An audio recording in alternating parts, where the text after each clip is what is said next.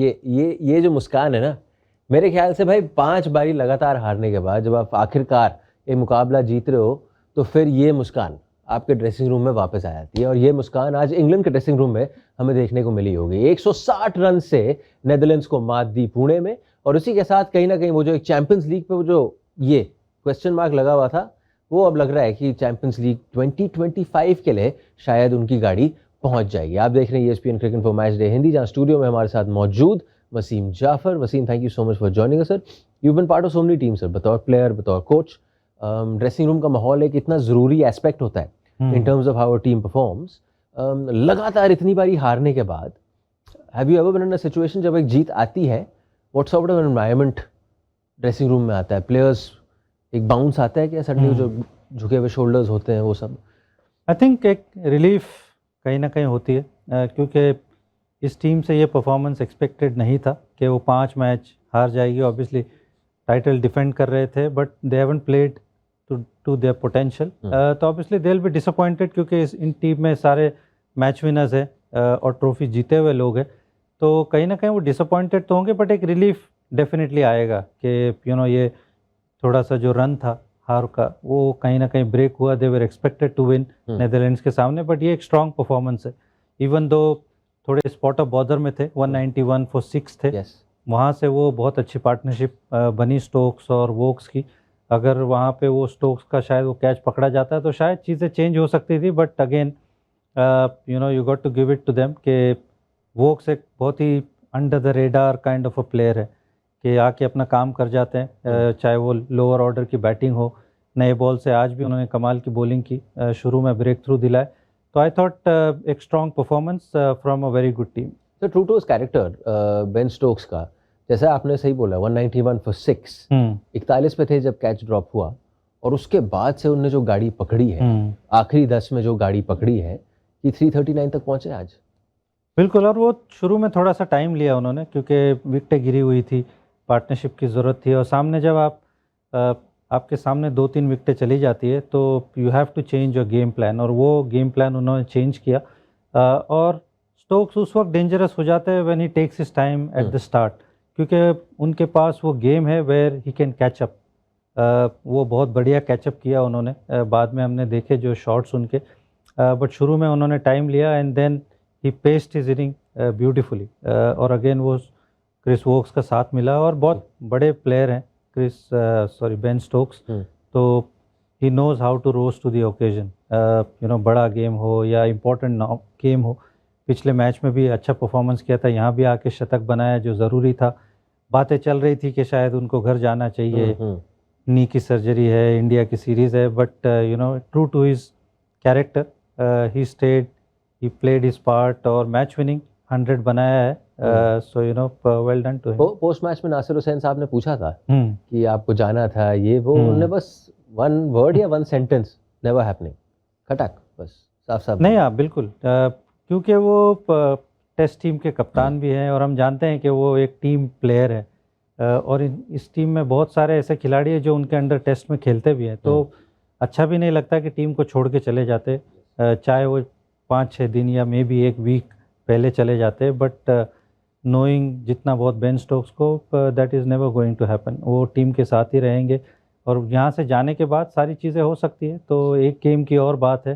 तो true to his character, उन्होंने मेरे हिसाब से सही फैसला लिया। तो स्टोक्स साहब तो जाग गए हैं इस विश्व कप में, वो would I be right in saying कि मतलब अगर एक कंसिस्टेंट परफॉर्मर सेकंड हाफ में दिख रहा है इस इंग्लैंड का, तो वो क्रिस वोक्स है, चाहे बल्ले के साथ हो या गेंद के साथ भी हो। बिल्कुल, और थोड़े मैंने जैसे कहा कि थोड़ा अंडर द रेडार रहते हैं। नया बॉल इंडिया के सामने भी बहुत अच्छी गेंदबाजी की थी, वो शुरू में जो झटके दिलाए थे, बैटिंग में आके जो नंबर 8 पे यूज़फुल कंट्रीब्यूशन करते हैं। एशेज़ अगर आपको याद हो तो उनके आने के बाद और मार्क वुड के आने के बाद में सीरीज़ चेंज हो गई थी, तो मुझे बहुत अच्छे खिलाड़ी लगते हैं वो, क्योंकि अपना काम करते रहते हैं कंसिस्टेंटली।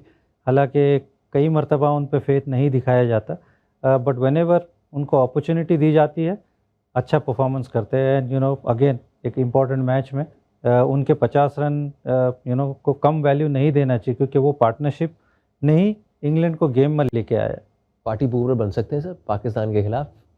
वो जो आखिरी बिल्कुल, होगा डबल हेडर जो होगा जी। Second last day league stage का, पाकिस्तान को पता होगा क्या करना है। न्यूजीलैंड जीते हारे वो दूसरी बात है, लेकिन पार्टी ऊपर ये तो बन सकते हैं पक्के। जी हाँ, और उनके अपनी भी चैंपियंस ट्रॉफी अभी तो फिलहाल 7 नंबर पर है, बट नीचे की जो 3 टीमें अगर उन्होंने कुछ उलटफेर कर दिया तो हो सकता है गड़बड़ हो सकती है। तो इंग्लैंड के लिए बहुत कुछ है खेलने के लिए, तो ऐसा नहीं है कि सिर्फ पाकिस्तान के लिए ही वो इम्पोर्टेंट मैच है, इंग्लैंड के लिए भी बहुत इम्पोर्टेंट मैच है कि टूर्नामेंट एक हाई पे फिनिश करे। तो बिल्कुल, और अच्छे टाइम पे उनके कुछ खिलाड़ी, ऐसा नहीं मैं कहूँगा कि बहुत सारे, बट कुछ खिलाड़ी फॉर्म में आए हैं, तो that is a good sign for England cricket. वहीं दूसरी ओर नेदरलैंड्स जिसकी शुरुआत इतनी अच्छी हुई, एवरीवन कंसिस्टेंटली बोल रहे हैं कि ये एक टीम अच्छी लग रही है, आसानी से विकेट नहीं देती है, डीप खेलना चाहती है, चाहे जितने भी रन बनाए, लेकिन इस सेकंड हाफ में थोड़े अलग लगे। अफगानिस्तान के खिलाफ 5 रनआउट्स, 4 रनआउट्स देखने को मिले। आज जिस तरीके से विकेट्स गए हैं, ऐसा लग रहा है थोड़ा पेट्रोल खत्म हो गया गाड़ी में से। हाँ, ऐसे लगा थोड़ा डिफ्लेट हो गए। आई मीन जो शुरू में जो जोश दिखाई दे रहा था, उनके जो लोअर ऑर्डर बैट्समैन है, मिडिल ऑर्डर, लोअर ऑर्डर जिस तरह से कंट्रीब्यूट कर रहे थे, बहुत सारे मैचेस में मुझे याद है कि देवर 120 for 5, 120 for 6 और वहाँ से 250, 260 बनाए। लेकिन आज बिल्कुल ही उसका उल्टा हो गया कि थोड़ा सा इररिस्पॉन्सिबल शॉट्स और बहुत साधारण से शॉट्स खेलकर आउट हुए।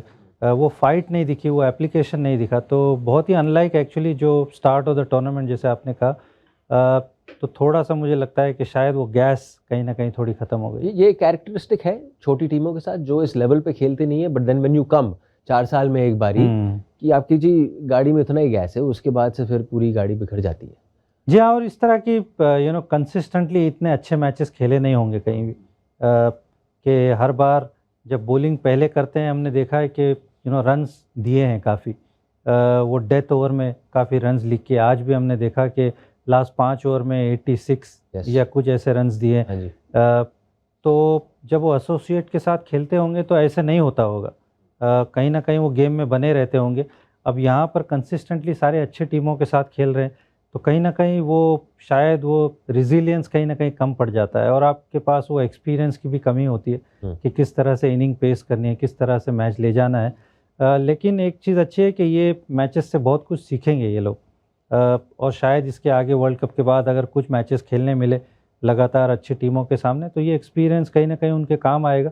उनके कुछ बैट्समैन भी नहीं चले जो शुरू में चल रहे थे, जो थोड़ा बहुत कंट्रीब्यूशन कर रहे थे, स्कॉट एडवर्ड्स को ले ले या एंगल ब्रैड को ले ले, उसके अलावा ऐसे कुछ सब्सटैंशियल कंट्रीब्यूशन नहीं मिला बैस डिलीट से या एकरमैन से, तो वो कहीं ना कहीं उनको खला है थोड़ा।